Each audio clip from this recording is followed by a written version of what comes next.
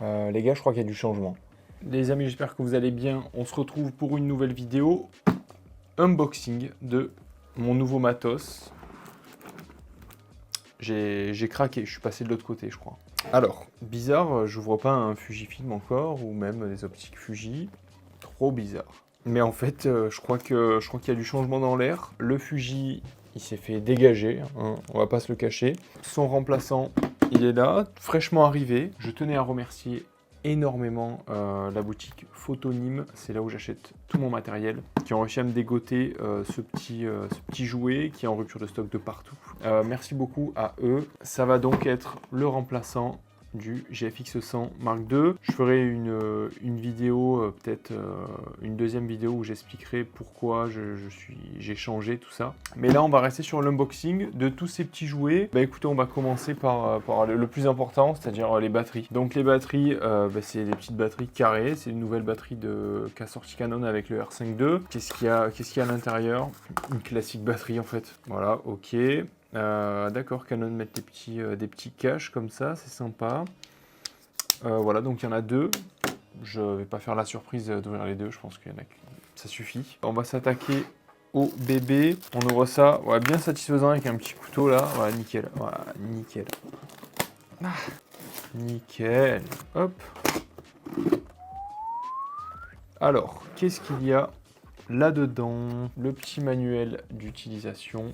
La batterie qui est dans un petit papier cellophane comme ça. Pour le kiff, hein. Pour le kiff, on va la sortir. Ok, c'est à peu près la même que l'autre, ok. Le chargeur de batterie, ça, c'est sympa. Les autres ne le fournissent pas. Enfin, moi, chez Fuji, ils m'ont donné un câble USB-C à 8000 balles le boîtier. Hein. La petite sangle R5 Mark II, très sympa. Là, on a un câble. On a un câble USB-C vers USB-C Canon. Là, le câble d'alimentation, j'imagine, pour charger les batteries sur le secteur. Voilà, un classique câble en fait. Ensuite, on a... Qu'est-ce que c'est que ça?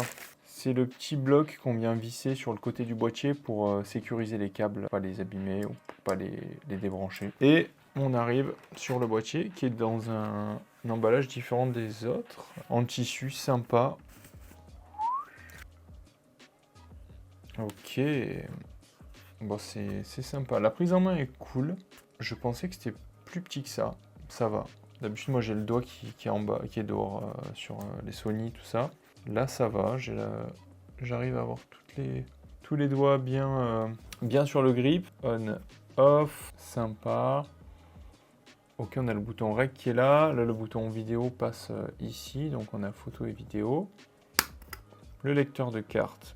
On a du CF Express type B et du SD. Le viseur est bien plus grand hein, de ce que j'ai compris comparé au R5. Faut savoir que moi chez Canon, je suis novice. Hein, j'ai commencé sur un Canon 700D, si je dis pas de conneries. Et ensuite je suis allé chez Sony et je reviens chez Canon après être passé chez Fuji. J'ai eu un R5 là pendant 4 jours. En attendant de le recevoir. C'est très agréable. Franchement, c'est sympa. Ok, écran pivotable classique. Et on a le capteur empilé qui est protégé par le rideau. Capteur empilé de 45 millions de pixels. Et voilà, après on va voir à l'usage ce que ça donne. Je vous ferai une vidéo quand je l'aurai utilisé un petit peu pendant quelques jours. Mais premier abord, c'est sympa. Ok, après ensuite on n'a rien d'autre dans la boîte. On va mettre la batterie, on va faire la mise en route... Donc pendant que la batterie charge, on va se faire l'unboxing des petits optiques. Donc j'ai pris un petit objectif RF 15-30. Je vais dire 35, pas du tout. Bon, ok, c'est un optique classique. C'est moi ce que j'utilise pour de la photo pour de la photo immobilière, voilà, basique, hein, un 15-30 classique. Donc j'ai pas pris la série L parce que ça suffit pour ce que j'en fais. En fait, les objectifs L sont surtout performants sur... ils ouvrent à 2.8, lui il n'ouvre pas constant, il ouvre à 4.5, après 6 et quelques, je crois, 6.3. Sur des objectifs L, on a vraiment une bonne qualité d'image sur toute la grandeur du diaphragme. Vu que pour de la photo immobilière, il faut que j'ai à peu près tout qui soit net. Je me mets à f8, f9, Ça suffit, j'ai pas besoin d'avoir plus que ça. Ensuite, on a le gros bébé, le 2870 F2. Je connaissais pas du tout cet objectif. C'est choquant, en fait. Bon, on a une petite housse sympa, en daim. Hop, là, on a le manuel d'utilisation. Et ouais, cet objectif, je connaissais pas du tout. Quand j'ai vu le poids que ça faisait, j'étais choqué. Là, on a le petit pare-soleil. Le Monster Truck. Putain, c'est lourd, ça. Hein. Waouh. Wow, c'est fat. Mon Dieu, la dinguerie. Je sais pas si vous vous rendez compte.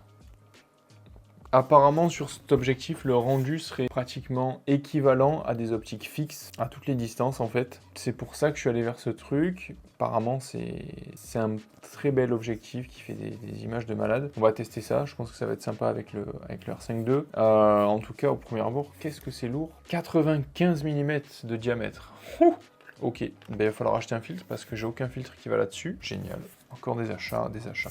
Ok, d'accord, sympa. Bague d'adaptation, j'ai acheté une bague pour la monture RF vers EF parce que les optiques RF coûtent un peu cher. Du coup, j'ai acheté cette petite bague qui permet de mettre n'importe quelle optique EF directement là-dessus. Voilà, l'autofocus marche, nickel et tout. Hop, on va faire la mise en route. Hop, donc on met sur on. J'ai pas une deuxième cam, donc je vais faire la config en mode coucher sur le bureau comme ça fait pro. Donc sur le menu, on a le petit joystick qui est très agréable. On va le mettre en français. Quelle heure il est? Ah non, là c'est le jour. Fuseau horaire de Paris. Prendre un moment pour connecter l'appareil photo à votre smartphone. Non, on le fera plus tard, ça, parce que c'est mon téléphone qui filme, donc relou. D'accord, bon, on est déjà sur le menu. Ok, bon. Écoutez, je vais tester tout ça. On se retrouve très rapidement pour une prochaine vidéo. J'espère que cette petite vidéo vous aura plu. C'était vraiment, voilà, histoire de vous montrer et de faire l'unboxing avec moi. On va tester ce boîtier, j'espère ne pas être déçu. Normalement, non. Mais voilà. Je vous souhaite une bonne journée et à très bientôt.